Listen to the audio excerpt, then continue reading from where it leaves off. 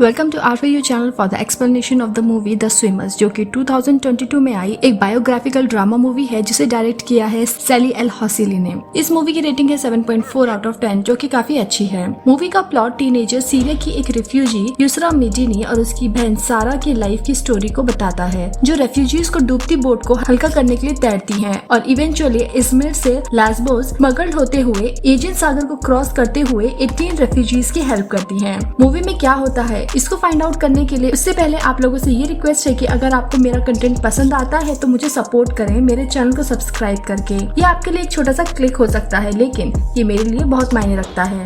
Swimmers की एक real story से अडॉप्टेड ये एक बायोग्राफिकल ड्रामा मूवी है जो एक सीरियन स्विमर यूसरा मजीनी के स्ट्रगल को फॉलो करती है, जो सीरियन सिविल वॉर के दौरान अपनी बहन सारा मजीनी के साथ अपने कंट्री से भाग गई थी। यूसरा और सारा दोनों को उनके डैड ने ट्रेन किया था, जो होप करते थे कि उनकी बेटियां ओलंपिक्स में कम्पीट करेगी, लेकिन सीरियन सिविल वॉर ने जल्द ही उनके सपनों को तोड़ दिया। अब सीरिया में डेली होने वाले बम धमाकों और हमलों में मदीना फैमिली को सोचने में मजबूर कर दिया था, जहाँ बड़ी बहन सारा अपना कंट्री छोड़ना चाहती थी और अब वो अपने घर में आराम से नहीं बैठ सकती थी। वॉर के रिजल्ट में दोनों बहनें, जो बिल्कुल एक दूसरे से अलग है, एक ऐसी जर्नी पर निकल पड़ती हैं जो इस बात की मिसाल है कि डिटर्मिनेशन और थोड़े से लक के साथ हम क्या हासिल कर सकते हैं। सारा एक कोने में बैठकर वॉर के बारे में यूट्यूब वीडियो देख रही होती है, जबकि उसकी फैमिली यूसरा के बर्थडे को सेलिब्रेट कर रही होती है। वो हमेशा शुगर कोटेड दुनिया को बिलीव करने से इनकार करती थी, जिसे उसके मॉम डैड अक्सर पोर्ट्रेट किया करते थे। सारा के डैड सारा को एक लीडर की तरह और यूसरा को डिसिप्लिन, स्ट्रेंथ और दृढ़ता के साथ देखते थे। दोनों बहनें बम ब्लास्ट होते हुए देख सकती थी जब वो एक नाइट क्लब में डांस कर रही थी।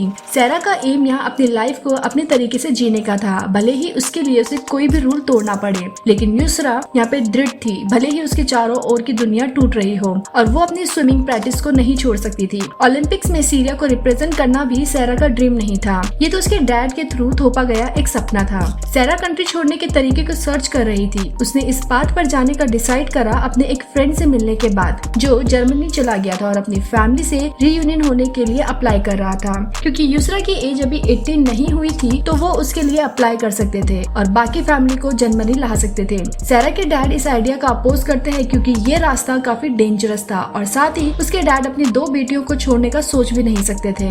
दूसरी तरफ सारा अपने डिसीजन में अड़ी हुई थी और उसे यकीन था कि वो यूसरा की देखभाल कर सकती है। उस सिचुएशन की गंभीरता का रियलाइजेशन तब होता है जब उस एरिया में स्विमिंग कंपटीशन हो रहा था और वहाँ बम गिर जाता है। तब सारा के डैड अपनी दोनों डॉटर्स को अपने चचेरे भाई निसार के साथ भेजने के लिए तैयार हो जाते हैं। सारा और यूसरा अपनी फ्रीडम को पाने के लिए और वो इंसान बनने की होप में निकल पड़ते हैं जो वो बनना चाहते थे। तीनों ने इस्तांबुल के लिए जब प्लेन लिया तो उन्हें रियलाइज हुआ कि वो अब रिफ्यूजीज हैं। सारा खुद को रिफ्यूजी कहने के लिए तैयार नहीं थी, क्योंकि उसके पास अभी भी एक घर था और एक फैमिली थी। वो टर्की में रिफ्यूजीज कैंप में जाते हैं और यहाँ उन्हें पता चलता है कि लेस्बोस कैसे जाना है, जबकि यूसरा बोलती है कि उनके डैड ने उन्हें बोट लेने की एडवाइस नहीं दी थी। निसार बोलता है कि बल्गेरियन का वॉकिंग रूट बहुत लंबा और थका देने वाला होगा, इसलिए वो तीनों आसान रास्ता लेने का डिसाइड करते हैं। अब वो तीनों एक पॉइंट पे पहुंचते हैं जहां से वो ग्रीस जाने के लिए बोट पर बोर्ड हो जाते हैं। 10 घंटों की बस राइड के बाद जब वो तीनों बोट का वेट कर रहे थे तो वो उन रेफ्यूजीज से मिलते हैं जो सोमालिया, अफगानिस्तान,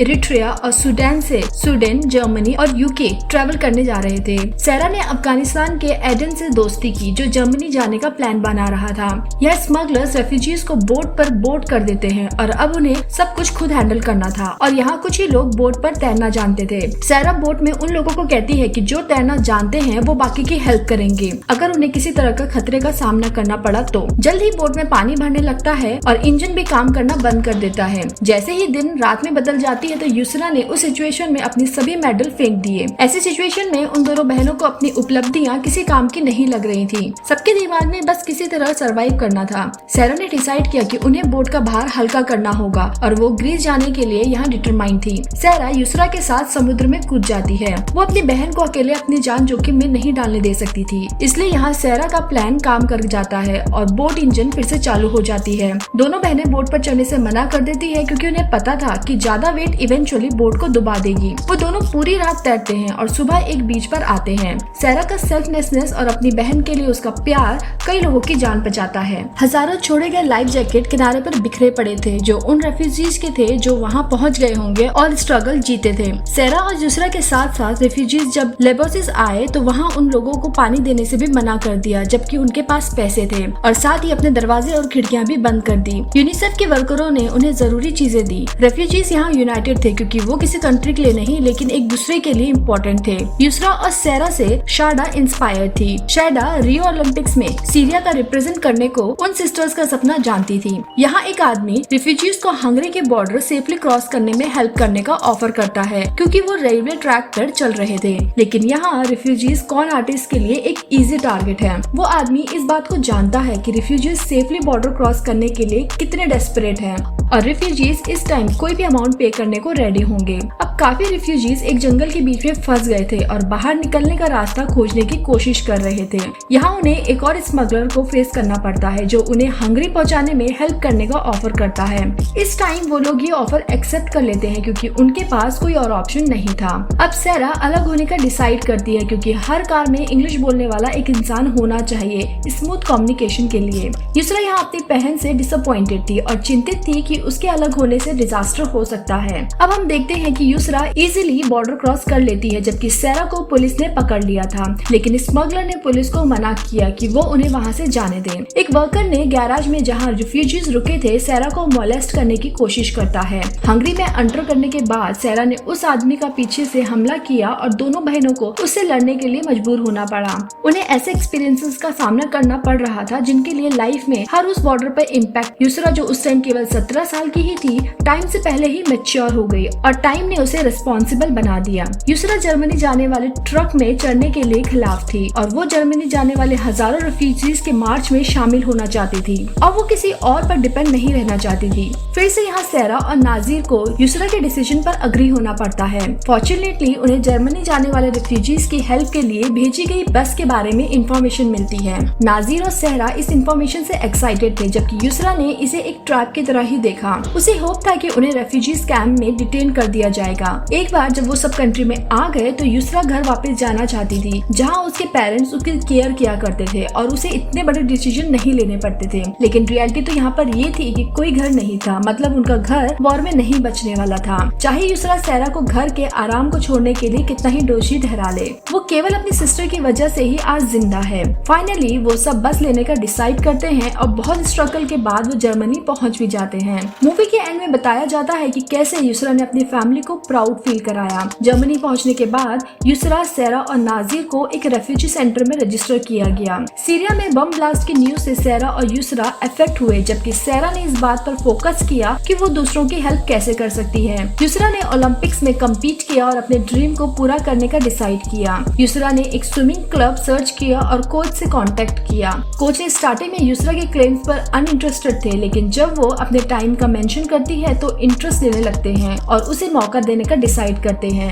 यूसरा ने अपनी एबिलिटीज को डिमॉन्स्ट्रेट किया और कोच ने उसे ट्रेन करने का ऑफर किया। यूसरा इस बात पर अड़ी थी कि वो रियो ओलंपिक्स में कम्पीट करेगी और उसने कोच को रिक्वेस्ट किया कि वो सीरियन नेशनल टीम को रिक्वेस्ट करे। कोच यह श्योर थे कि ये इम्पॉसिबल है, लेकिन यूसरा के अश्योरेंस ने उन्हें इम्प्रेस कर दिया था। कोच ने दोनों बहनों को रहने के लिए एक जगह ऑफर की ताकि वो अपना स्विमिंग कैरियर वहाँ पर फोकस कर सके। निसार के हाथ बंधे हुए थे क्योंकि वो बिना वर्क परमिट के कहीं भी जॉब के लिए अप्लाई नहीं कर सकता था। अब पूरे प्रोसेस में उसकी सोच से ज्यादा टाइम लग रहा था। उसे रेफ्यूजी सेंटर में रहना पड़ा और 5 और लोगों के साथ एक छोटी सी जगह शेयर करनी पड़ रही थी क्योंकि उसे अभी तक कोई जॉब नहीं मिली थी। सेरा को जल्द ही रियलाइज हो गया था कि वो स्विमिंग में इंटरेस्टेड नहीं है और सिर्फ अपने डैड को प्राउड करने के लिए कॉम्पिटिशन्स में एंटर कर रही थी, लेकिन ये उसका एम नहीं था। उसने फाइनली स्विमिंग बंद कर दी और यहाँ फोकस किया कि उसे क्या पसंद है और वो अपनी लाइफ के साथ क्या करना चाहती थी। सेरा को काफी झटका लगा जब उसे पता चला कि यूसरा अब फैमिली के रीयूनियन के लिए अप्लाई नहीं कर सकती थी। उसने अपने मॉम, डैड और छोटी बहन को सेफली जर्मनी लाने की पूरी होप में ये प्रोसेस का प्लान बनाया था, लेकिन वो ऐसा होते हुए नहीं दिख रहा था।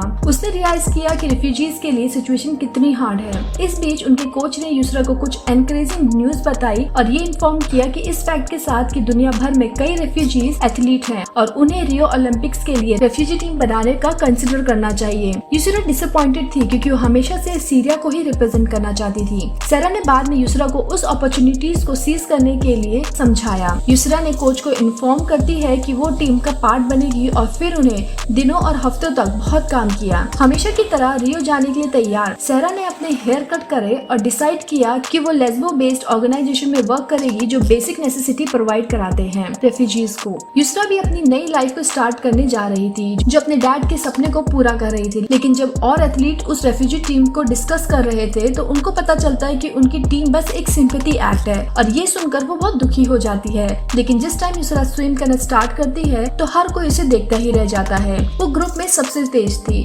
और एंड में सेरा और यूसरा समुद्र में भागते हुए दिखाई जाती हैं, जहां वो बहुत खुश थे और वो अपने सपनों को ठीक उसी तरह जी रहे थे जैसे उन्होंने सोचा था। अब बात करते हैं मदीनास का रियल लाइफ में क्या हुआ। द स्विमर्स यूसरा और सेरा मदीनी की रियल स्टोरी है। इस ड्रामा बायोग्राफी में उस क्राइसिस को शो किया गया है जिसमें लाखों रेफ्यूजीज के साथ वो दोनों सिस्टर्स फेस कर रही थी। यूसरा का मूवी में कैरेक्टर एक डिटरमाइंड स्विमर का है। वो रेफ्यूजी ओलंपिक्स टीम की मेंबर थी और उसने रियो ओलंपिक्स में 4 और लड़कियों के अगेंस्ट जीत हासिल की थी। अब वो 24 साल की है और UNHCR की एक एम्बेसडर है। वो प्रेजेंट में हैम्बर्ग जर्मनी में रह रही है। उसके मॉम डैड फाइनली जर्मनी में ही उसके साथ रहते हैं। उसकी स्टोरी आई ओपनिंग है जो अपने स्पोर्ट में एक्सेल है और दुनिया भर में रेफ्यूजीज के लिए एक इंस्पिरेशन और वॉइस के रूप में काम करती है। दूसरी ओर सेरा ने लेस्बोस पर रेफ्यूजीज को बचाने का काम किया। सेरा और उसके कलीग्स पर 2018 में असिस्टेंट के लिए लोगों की स्मगलिंग करने का चार्ज लगाया गया था। उसके रेफ्यूजीज और उसके अगेंस्ट चार्ज है एक पॉलिटिकल मोटिवेटेड और बिना किसी मेरिट के हैं। अगर सेरा गिल्टी होती है तो उसको 20 साल की जेल भी हो सकती है। द स्विमर्स के बारे में आपकी क्या राय है कमेंट बॉक्स में मेंशन करके जरूर शेयर करिएगा और आपको चैनल का कंटेंट पसंद आता है तो लाइक और शेयर करना ना भूलें और सब्सक्राइब करें अगर आपने अभी तक नहीं किया है तो। Thank you for watching, see you next time.